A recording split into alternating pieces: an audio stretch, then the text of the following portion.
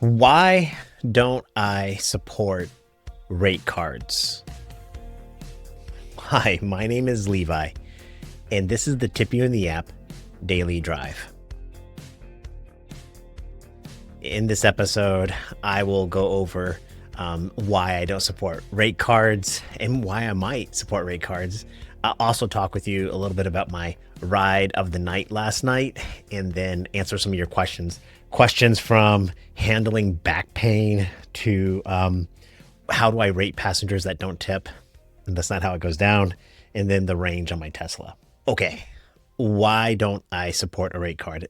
Basically, so yesterday, I think it was yesterday I made a video about fairness in pay.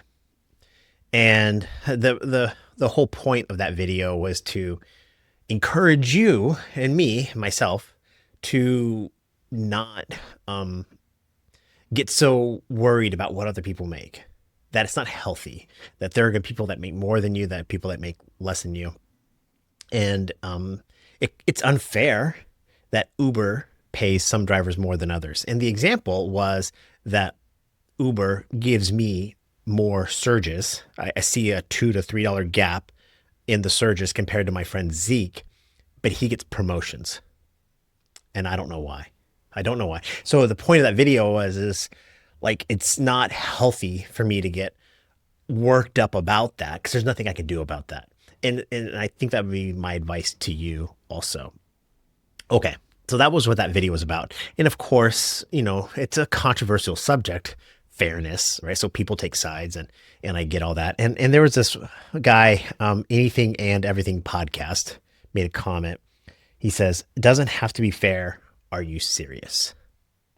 And I said, yes, very serious. Why does Uber have to pay all drivers the same? I have to make a video about this. Voila, here we are today, a daily drive episode.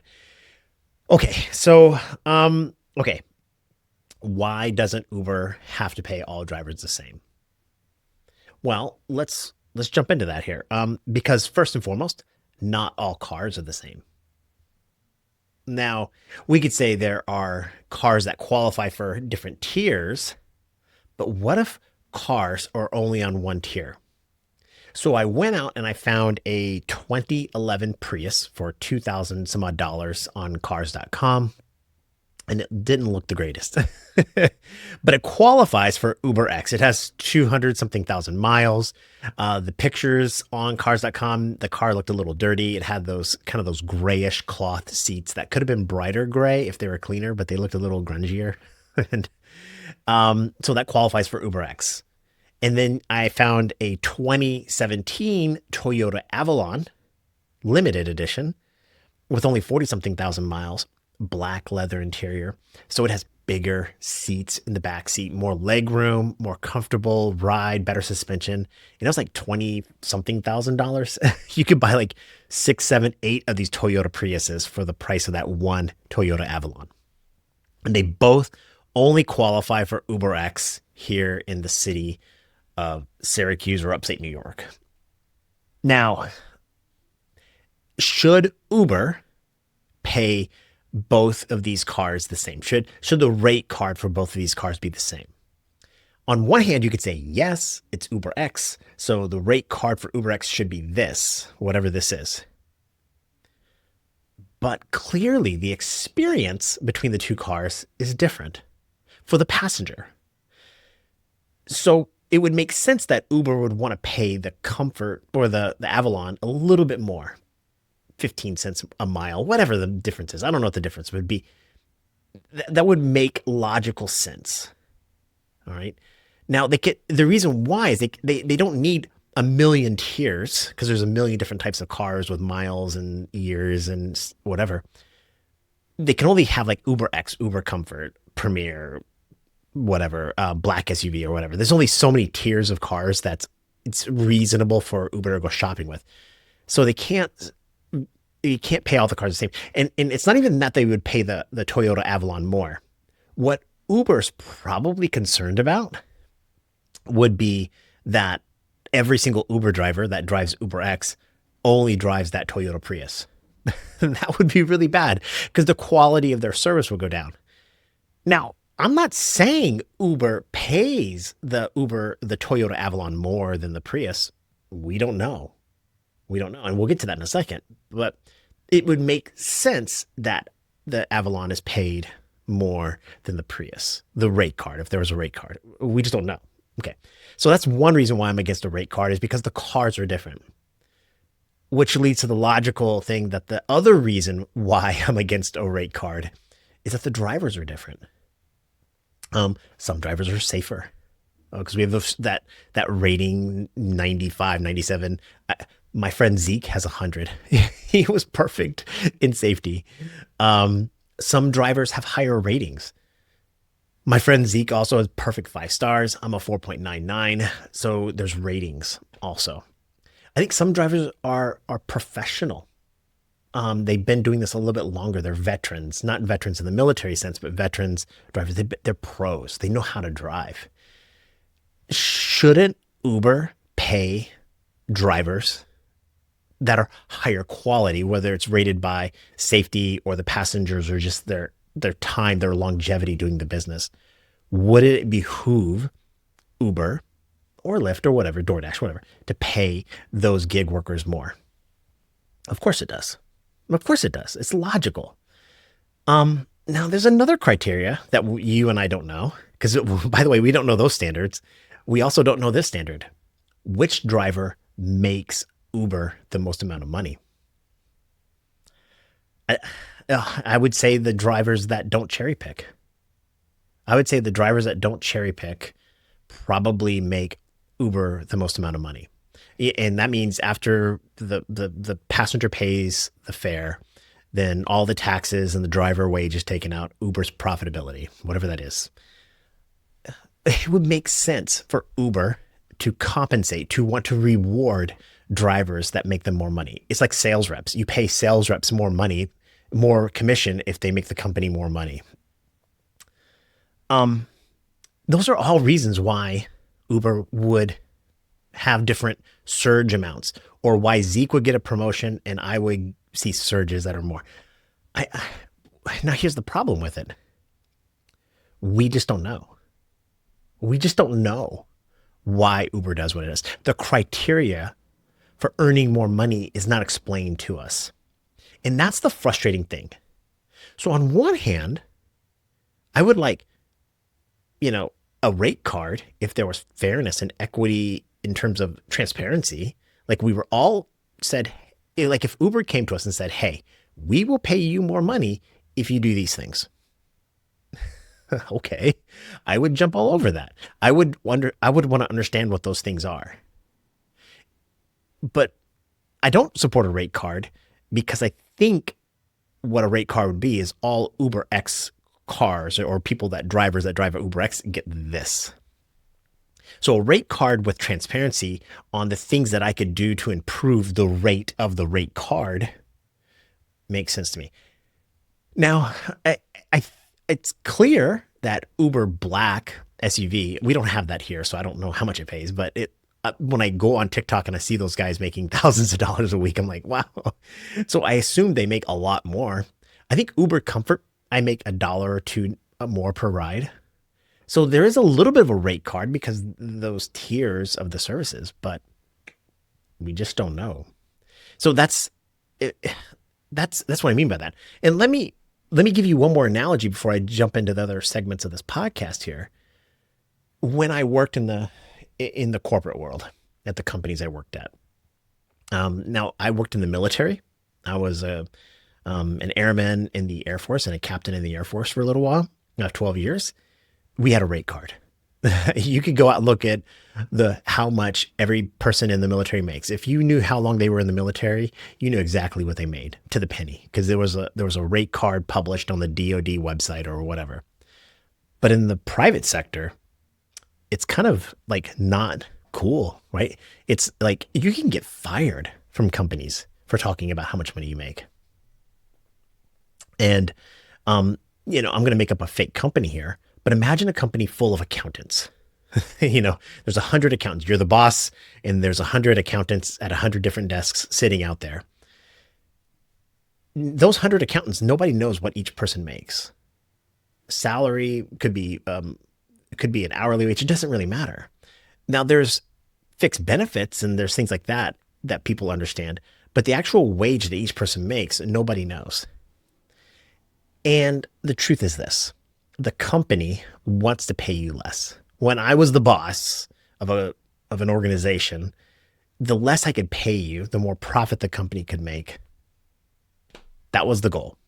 But I had to entice you. I had to pay you enough that makes you want to work. I couldn't say, well, I'm going to pay you minimum wage, even though you're an accountant with 20 years of experience or whatever. They wouldn't come work for us. So there was like this negotiation, this barter is not the right word, but there was, it was a negotiation.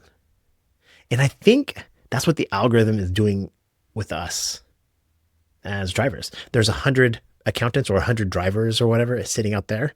And they're like, Levi, he drives more and takes more rides when we do this. So let's do this. And Zeke, it does this, and Tony and Bob and Susan and Amanda, whatever. I'm picking all these names out. But the algorithm, this artificial intelligence, is trying to figure out, entice us to take more rides for less money.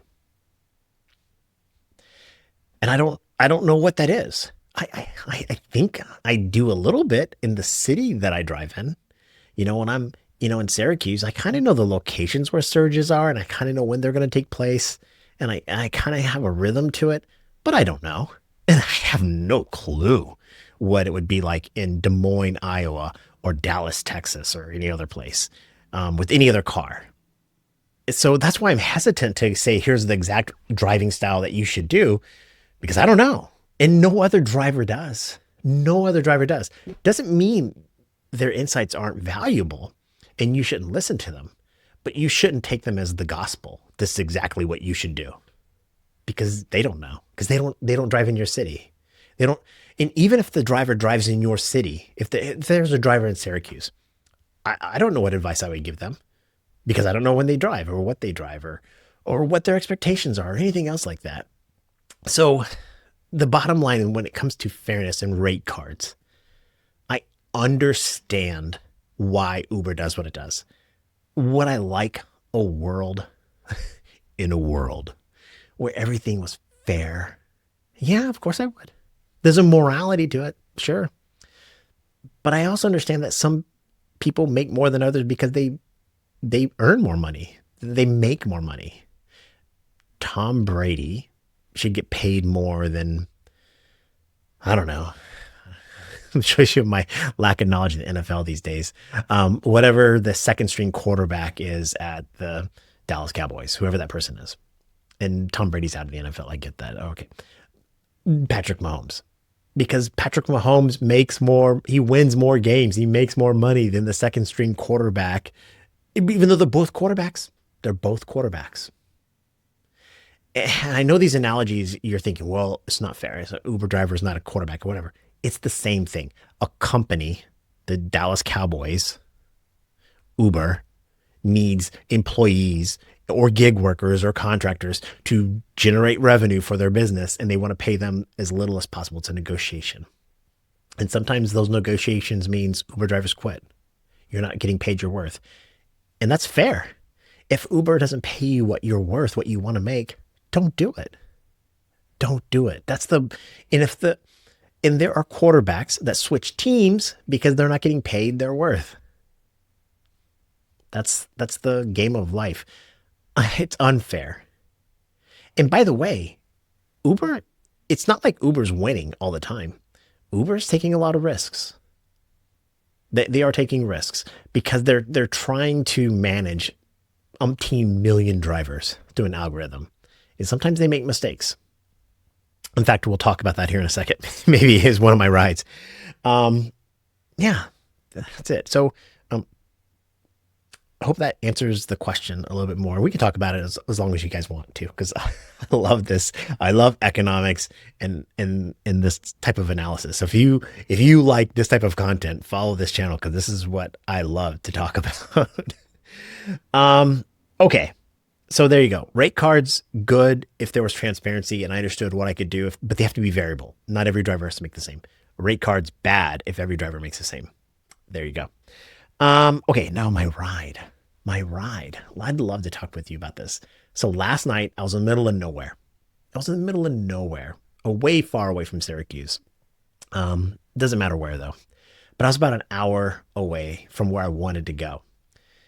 And Uber gave me a reservation for $60 to go about an hour closer to where I wanted to be. And I was excited. I was like, okay. But the passenger rating was a 4.6. And I was like, huh, do I want to take a 4.6 person for an hour? But it does get me closer. So I was like, I'm not going to get a tip because this wasn't an airport ride or anything like that. It was like city to city. I was like, okay. But it got me to Cortland for those in the local area. It got me to Cortland. And Cortland's about 20 minutes from my house. So I was 30 minutes from my house. So I was like, okay. But that doesn't matter. So I took that reservation. And then I get to the reservation a little bit early and about 15 minutes early. And they were already confrontational. Like I said, hey, I'm here. And they said, you're early. We're not going to be out. It was like confrontational. It's like the ride said you're supposed to be here at 8:45. And I was like, okay, well, yeah, it's true. But I got here early. You can stay in there for all you want, but it doesn't really matter. And then this person comes walking out to my car. And they were clearly stoned out of their mind. And I was like, oh, gosh. And then when they opened the car door, it smelled like weed so bad. And I was like, I don't want to do this ride, but I was going to get me closer to home. I was going to do it. I was going to do it for the $50 or $60 or whatever it was. And I didn't take screenshots of this. I'll show you some screenshots in a second. Now, here's what happened. The reservation was for the word K, the letter K. All right. I was like, there wasn't a verified passenger, 4.61. I was like, this is a bad idea. But then when I swiped up to start the ride or whatever, the person's like, is this for, his name was Tony or whatever the person's name was. And I swiped up and looked, it said it was for BB. I was like, what? This doesn't make any sense. So I show the guy, I was like, I don't think I'm your ride. This is for BB. And the guy was like, hold on. My girl ordered this ride for me. I was like, okay, let's figure this out here. So Kay ordered the ride for BB, but this guy's name was Tony. But I knew it was the person. I knew it was the person, but I just didn't want to take him. So I was like, how do I get out of this? So he closed the door, goes walking away a little bit. So I'm like, he's like pointing at me, just wait. I was like, cancel. I just canceled. It was a reservation. And I hate canceling on reservations, but I was like, this guy's not going to miss any flights. He's stoned. I don't want to spend an hour in the car with this funky dude. It's going to smell my car for the next week, smelling like weed. So I canceled. I got out of it. And I felt like I got an excuse because the names didn't match, but I knew it was the person. So I started to drive away. And about 5 minutes later, I got a surge. It was $11 surge. I was like, oh my God, this is nice. And Uber gave me the ride again. This time instead of 50 something dollars, or it was like 56 or whatever, it showed it for $84. And I didn't take it. So I was like, $84. And I was like, okay, that $84 to go 60 miles or whatever for an hour. I was like, that's a good fare for me for Uber X. That was legit. But it was the same person, 4.6 rating. And I was like, now it's going to be a problem. Because that person, I'm going to come back and I'll be like, hey, why'd you cancel earlier? I didn't want to go through some story and negotiate with them again. And then it was still an hour with that person in the smell. I was like, still. So I didn't take it again. Then Uber gave me the ride again. And I was like, oh my God. It was for $68. I was like, oh, now it's so dropped. So it went from 84 as a trip radar down to 68. And I was like, I'm definitely not taking this one. So I declined that one. And then about 2 minutes later, I got a ride that was, 15 minutes long. Uber X with an $11 surge for $19. And I took that one.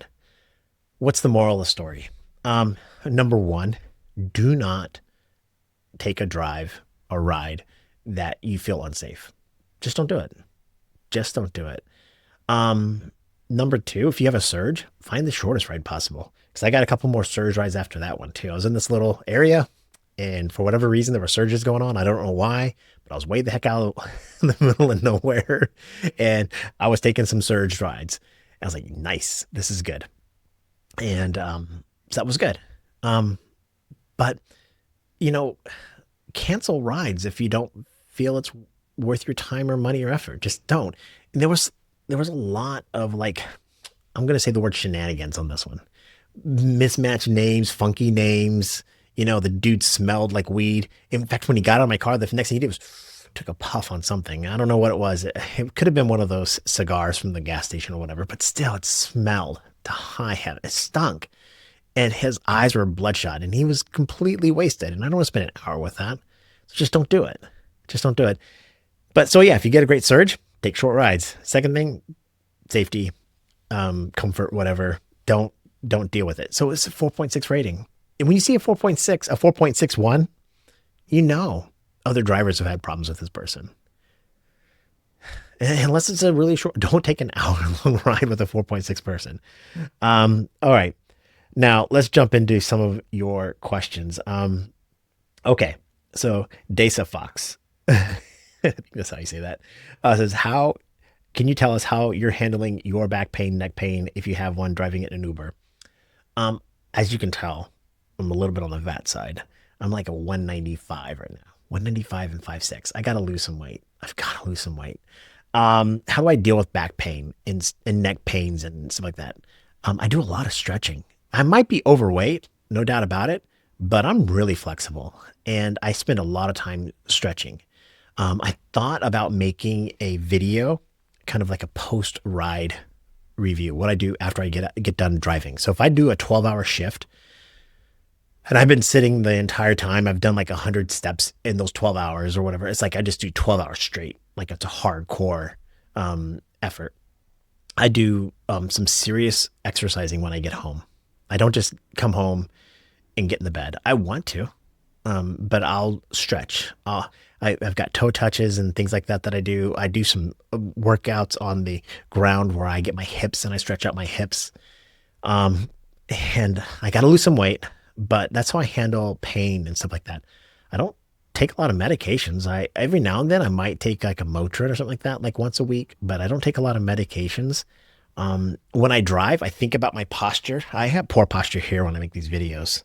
So I'm trying to get close to the mic, but, I stretch my back and stuff like this. I do a lot of these type of things. I'm looking at myself. Oh my God, I'm so fat.